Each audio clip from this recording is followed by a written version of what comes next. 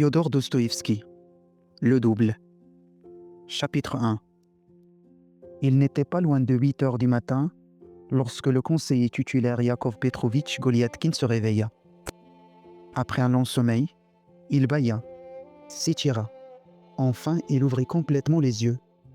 Il demeura néanmoins 2 bonnes minutes allongé sur son lit immobile, comme un homme qui ne se rend pas très bien compte s'il est véritablement éveillé ou s'il s'en enle encore, et si tout ce qu'il perçoit autour de lui fait partie du monde réel ou n'est que le prolongement des visions désordonnées de son rêve. Peu à peu, cependant, les sens de M. Goliatkine reprirent possession avec plus de précision et d'acuité du champ de ses impressions habituelles. Il sentit fixer sur lui les regards familiers des murs de sa chambre, poussiéreux, enfumés, d'un verre sale, ceux de sa commode d'acajou, ceux aussi de ses chaises, imitation d'acajou, de sa table peinte en rouge, de son divan turc recouvert de moleskine, d'une couleur tirant sur le rouge et orné de fleurettes d'un vert clair. Ceux enfin de ses vêtements retirés précipitamment la veille et roulés en boule sur le divan. En dernier lieu, à travers la fenêtre ternie de sa chambre, il sentit peser sur lui le regard morose d'un petit jour d'automne. Trouble et délavé. Il y avait tant de hargne dans ce regard, tant d'aigreur dans la grimace qui l'accompagnait qu'aucun doute ne peut subsister dans l'esprit de M. Goliatkine. Non, il ne se trouvait pas dans quelque royaume enchanté, mais bel et bien dans la capitale, la ville de Saint-Pétersbourg, dans la rue Ossibouchik, dans son propre appartement au 3e étage d'une assez spacieuse maison de rapport.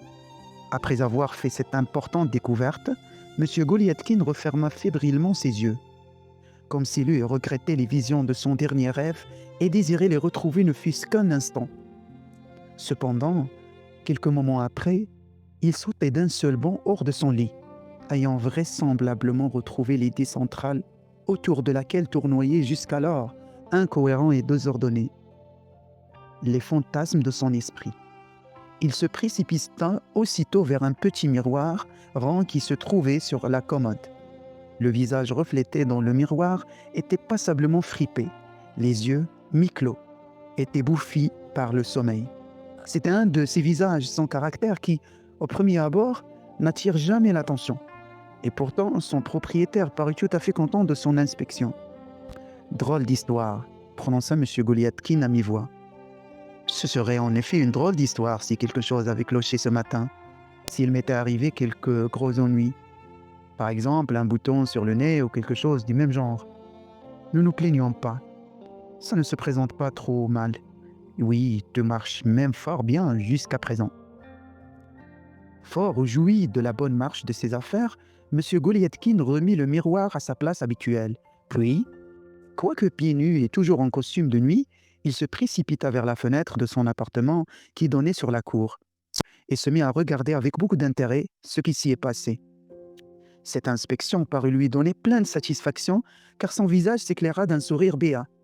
Ensuite, il s'approcha de la table sur la pointe des pieds, après avoir, au préalable, jeté un coup d'œil derrière le paravent, dans l'alcôve de son valet de chambre, Petrouchka, et s'être assuré que ce dernier n'y était point.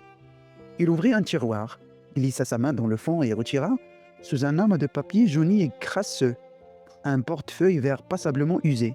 L'ouvrit avec précaution et sollicitude, et jeta un regard furtif dans la poche secrète. Il faut croire que la liasse de billets verts, gris, bleus, rouges, multicolores offrit à M. Goliatkine une vision réconfortante, à en juger par la mine qu'il arborait en déposant sur la table le portefeuille déplié. Il se frotta les mains gaillardement en signe de grande allégresse.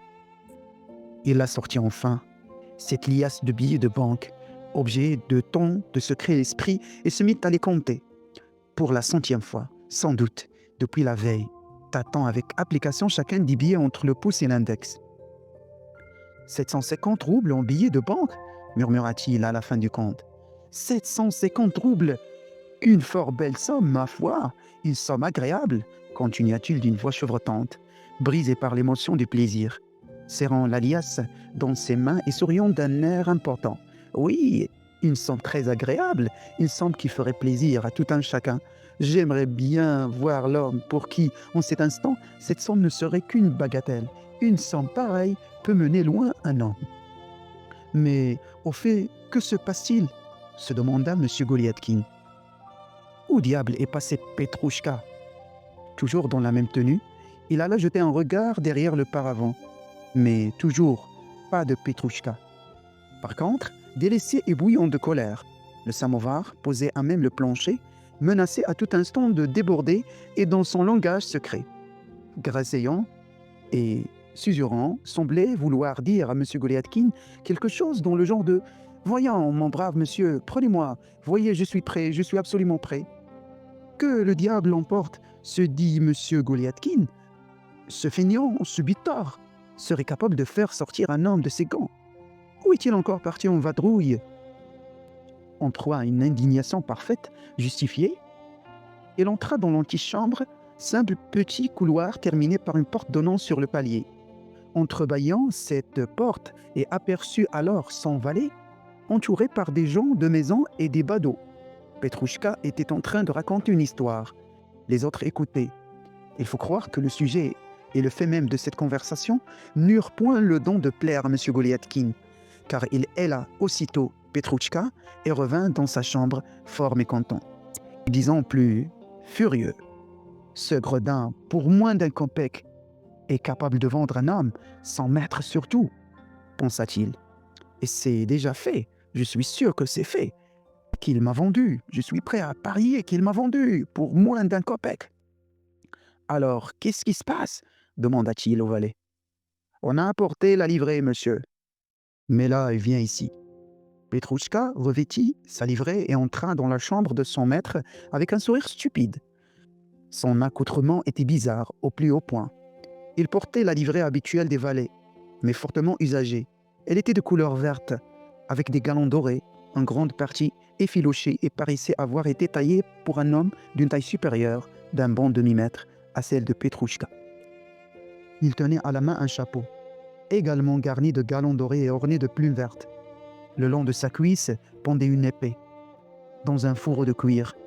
Enfin, pour compléter le tableau, Petrouchka, suivant une habitude invétérée, celle de se promener en tenue d'intérieur, plus que négligée, était pieds nus. M. Goliathkin inspecta son valet sous toutes les coutures et parut satisfait de cet examen.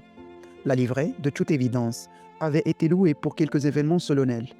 D'autre part, durant cette inspection, Petrouchka avait suivi sans beaucoup attention chaque mouvement de son maître, témoignant une extrême curiosité et une étrange impatience, ce qui avait, à n'en point douter, fortement embarrassé M. Goliathkin. « Eh bien, et la calèche ?» ?»« La calèche est arrivée également. »« Pour la journée ?»« Oui, pour la journée.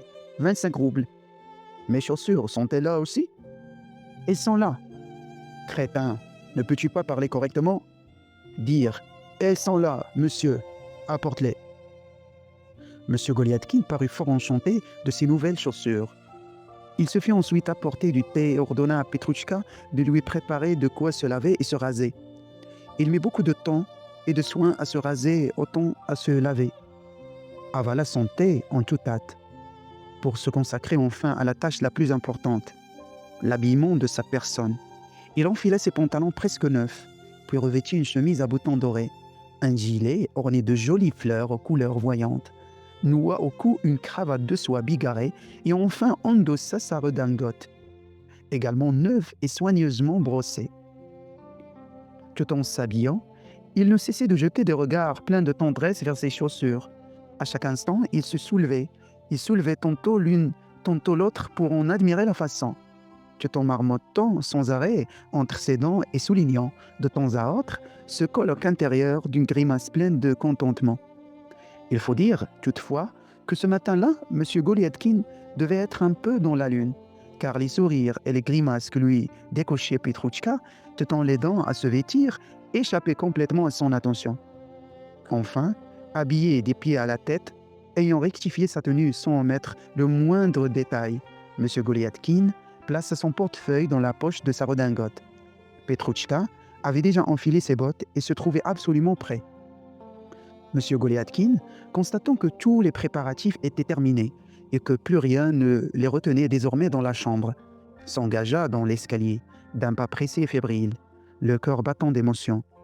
Une calèche bleue ornée de blasons s'avança à grand fracas vers le perron. Petrouchka échangea quelques œillades complices avec le cocher et les badauds qui se trouvaient là tout en aidant son maître à s'installer dans la voiture.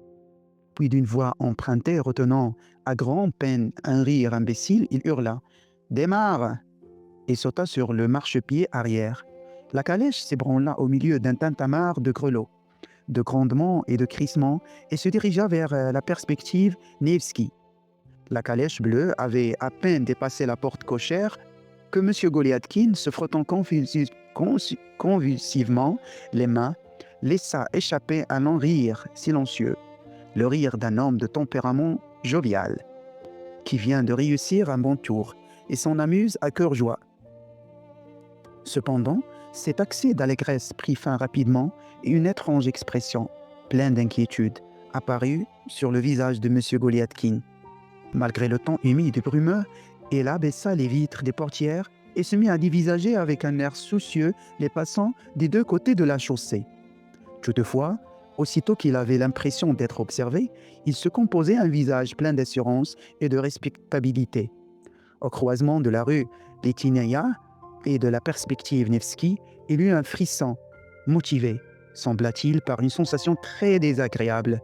Il grimaça à la manière d'un malheureux auquel on vient d'écraser par inadvertance un corps, et se jeta dans le coin le plus obscur de la calèche, d'un mouvement brusque, presque craintif. Il venait de croiser deux de ses collègues, jeunes fonctionnaires employés dans le même service que lui. M. Goliathkin eut la nette impression que, de leur côté, les jeunes fonctionnaires étaient extrêmement surpris de rencontrer leurs collègues en de pareilles circonstances. L'un d'eux montra du doigt à M. Goliathkin. Il lui sembla également entendre l'autre l'appeler à haute voix par son nom, ce qui dans la rue était évidemment fort déplacé. Notre héros se tapit dans son coin sans répondre. « Quel gamin !» se dit-il. « Qu'y a-t-il de si ordinaire ou extraordinaire en tout cela ? Un homme en calèche, qu'y a-t-il de surprenant ? Cet homme a besoin d'aller en calèche, c'est bien simple. Il apprend du vrai fumier et ces gamins. Je les connais bien, des gamins qui méritent le fouet. Tout ce qui les intéresse, c'est de toucher leur salaire et de vadrouiller un peu. Je les aurais bien remis à leur place, mais pour ce que ça sert. » M. Goliathkin n'acheva pas sa phrase, à demi-mort de frayeur, il vit passer, à la droite de sa propre calèche, une luxueuse voiture, attelée d'une paire de chevaux de Kazan, dont la vue lui était familière. La personne assise dans la voiture aperçut au passage le visage de M. Goliathkin, qui, juste à ce moment, avait eu l'imprudence de sortir sa tête par la portière. Le monsieur parut grandement étonné de cette rencontre inattendue, et se penchant autant qu'il lui était possible, se mit à scruter avec beaucoup de curiosité et d'attention le coin de la calèche où notre héros s'est empressé de se réfugier. Ce monsieur était André Filipovitch, chef administratif du département où travaillait M. Goliathkin, en qualité d'adjoint au chef de bureau. Voyant qu'André Filipovitch l'avait parfaitement reconnu et qu'il le dévisageait de tous ses yeux, se rendant compte, d'autre part, qu'il ne pouvait pas se cacher, M. Goliathkin devint rouge jusqu'aux oreilles. « Dois-je saluer, répondre aux marques d'intérêt qu'il me prodigue, me découvrir, ou plutôt faire semblant que ce n'est pas moi, que c'est quelqu'un d'autre qui est dans la voiture, quelqu'un qui me ressemble étonnamment, et dans ce cas, le regarder comme si de rien n'était ?» En proie à une indescriptible panique, M. Goliathkin ne cessait de se poser ces questions. « Oui, c'est bien cela, ce n'est pas moi, bien sûr, ce n'est pas moi, » bredouillait-il, en levant son chapeau devant André Filipovitch et ne le quittant pas des yeux. « Moi, ce n'est pas moi, » murmurait-il, à demi étouffé. « Ce n'est pas moi, ce n'est rien, je vous jure que ce n'est pas moi. Absolument pas moi. » Mais déjà, la somptueuse voiture avait doublé sa calèche et l'attrait magnétique de regard de son chef avait disparu. Et cependant, M. Goliathkin, toujours cramoisi et souriant, continuait à marmonner. « Quel imbécile j'ai été d'avoir fait semblant de ne pas le reconnaître. se dit-il enfin. Je devais le saluer, oui, le saluer franchement, de plein pied, avec même une certaine noblesse. Un salut qui aurait voulu dire: Eh bien oui, André Filipovitch, moi aussi je suis invité à dîner. Voilà, c'est tout simple. Mais le souvenir de sa gaffe lui revint à la mémoire, brûlant de honte les sourcils froncés. Notre héros, dévoré de regards terribles l'avant de la calèche, on sentit qu'il aurait voulu, par ses regards, réduire en cendres, d'un seul coup, tous ses ennemis. Soudain, il eut une subite inspiration et tira le cordon fixé au coude du cocher. Il fit arrêter la voiture et donna l'ordre de revenir en arrière, rue Litineia. Le motif de ce revirement était simple. En ce moment même, M. Goliathkin éprouvait l'irrésistible besoin de confier quelque chose de particulièrement intéressant à son médecin, Christian Ivanovitch. Il ne connaissait d'ailleurs ce médecin que depuis fort peu de temps, pour être exact, disant qu'il ne l'avait vu, en tout et pour tout, qu'une seule fois, la semaine précédente. Il s'agissait d'une consultation assez insignifiante. Mais un médecin, c'est une sorte de confesseur, n'est-ce pas? Il serait stupide de lui dissimuler quoi que ce soit. N'est-il pas de son devoir de bien connaître ses malades? Mais est-ce bien cela, se disait notre héros, sortant de sa calèche devant le perron d'une maison de 5 étages de la rue Litineia. Oui, est-ce bien cela? Est-ce décent? Est-ce bien à propos enfin, quel mal y a-t-il à cela? Continuait-il à murmurer en montant l'escalier, le souffle coupé, contenant à grand-peine les battements de son cœur qui avait l'habitude de battre très fort lorsque notre héros montait chez quelqu'un. Oui, quel mal y a-t-il? Je viens le voir pour ma santé. Il n'y a rien de répréhensible à cela. Je serais bête de dissimuler. Je ferai semblant d'être venu chez lui en passant, et il verra bien de quoi il s'agit. Raisonnant de la sorte, M. Goliathkin parvint au second étage et s'arrêta devant la porte de l'appartement numéro 5. Une jolie plaque de cuivre portait l'inscription: Christian Ivanovitch Rutenspitz, docteur en médecine et en chirurgie. Notre héros mit à profit ce temps d'arrêt pour se composer un visage enjoué, avenant, voire même aimable. Il était sur le point de tirer le cordon de la sonnette, mais à ce moment même, une pensée traversa son esprit. Pensée fort opportune. D'ailleurs, n'était-il point préférable de remettre sa visite au lendemain? Il n'y avait en effet aucune nécessité de la faire aujourd'hui même, mais il entendit tout à coup des pas dans l'escalier, et prenant le contre-pied de sa nouvelle résolution, d'un air décidé, il sonna à la porte de Christian Ivanovitch. Fin de chapitre 1.